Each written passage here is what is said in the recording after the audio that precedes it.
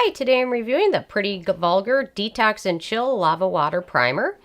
And today's video is brought to you by... Hi guys, this is Sarah from No BS Beauty, and I just want to remind you that I purchase all the products I review with my own money, and I'm now proud to offer these airless jars. And any support of purchase of the airless jars go to help keep the No BS Beauty channel independent. And if you're interested, there's more information in the video description box below. Thank you so much, guys. So, Pretty Vulgar has recently introduced this new primer. They've got a few new things out there, but they're mostly known for their eyeshadow palettes. But they introduced this, and I was taken by the name and purchased it and thought I would give it a brief review for you guys. So, I'm going to let you guys know my thoughts on it based on my Sarah score scale. And my first criteria is packaging, and they've done a nice job packaging this in a pump bottle. It's actually quite chic, very beautiful, almost rose gold. So nicely packaged. My second criteria is alcohol, and this does not contain any denatured alcohol. My third criteria is fragrance, and this does not contain any fragrance, and it really has no scent at all, so that's a nice thing usually. My fourth criteria is manufacturing location, and this one is made in the US, so no issues there.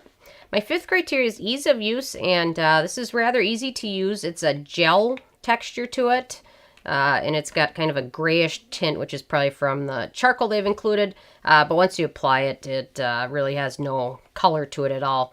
But it's very easy to use. It smooths over skin quite easily. The one thing you might want to be aware of, though, is if you use a lot of layers of moisturizer or like a sunscreen under your primer or over it, be careful because this can pill a little bit just depending on how many layers you used. I've used it with maybe like 2 or 3 different layers underneath it and didn't have any issues, but once I applied a 4th layer of sunscreen, then I did notice some pilling. So if you're someone like me that has very dry skin that needs to use a lot of different layers underneath, this might not be the one for you, or you might want to get a sample first and try it, just because it's not very fun. When something starts pilling, then you pretty much, I always end up just starting over again. So, but if you use minimal layers of skincare foundation, then you're probably not going to have that issue. So, otherwise, it's very easy to use.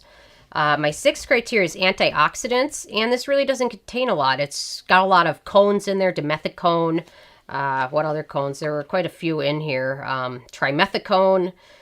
So it's got a lot of that. It's got a couple types of dimethicone in there. So be aware of that. I haven't had any issues with it, but so it's not very high in antioxidants, but it's got a lot of other emollients and moisturizers. So be aware of that, but not a ton of antioxidants. So it's kind of disappointing to see, but it's still a decent moisturizing formula, which is always a good thing.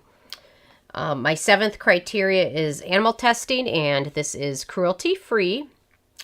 My 8th criteria is performance, and that's where this one is a little bit disappointing. This does give your skin a lot of nice moisturization, and it also leaves a nice canvas for makeup. However, the one thing is this really doesn't increase wear time from what I noticed on my different types of foundation and underneath. So it just depends on the foundation, but really for me, I didn't notice that this extended the wear time of anything.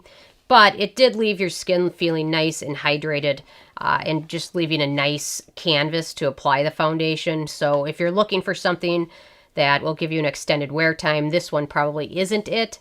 But it does do a nice job of giving you some hydration. So like during the winter, I don't need anything mattifying. I only need moisture, and I don't need to extend the wear time because my skin is super dry. So I'll probably be using that more during the winter. The summer, when you're doing some sweating or your skin's more oily, this one probably isn't the one you're going to want to go with, or if you have very oily skin to begin with. So that's kind of my thoughts on that. So nice job leaving a nice canvas. Wear time, not much at all. So number 9 is price, and this is the full size, which is 1 ounce, and it's $38. So it is a little bit pricey for a primer. In my opinion, this really is just a moisturizer. I mean, it's got some of those cones in there, but a lot of moisturizers have those in there too. So if it's $38 for a primer, that's expensive, but if this is actually marketed as like just a moisturizer, that wouldn't be ridiculously expensive for a moisturizer. So kind kind of depends on what you're purchasing it for. And then the other thing I was kind of curious about was the lava water. The first ingredient is seawater, and then halfway down the list is just plain water as well. So I don't know if the term lava water is actually... well, it's got anhydroxylatil water, so maybe that's lava water, but the first ingredient is seawater. So this really is contains a lot of water in it, so which is why, in my opinion, this is more of a moisturizer than a primer. So, and then number 10 is the It Factor, and it doesn't really extend the makeup wear much. It does a nice job moisturizing it, but if you're purchasing it for a primer, you're not going to get a lot of wear time extended. But it does leave a nice canvas, so it's a primer, but not necessarily a mattifying primer. So overall, this got a 6 out of 10. So if you have drier skin, you're probably going to like this. If you have oily skin, I don't know, maybe not. So try and get a sample if you can first. So anyway, I'm interested if you guys have tried this one out yet or not.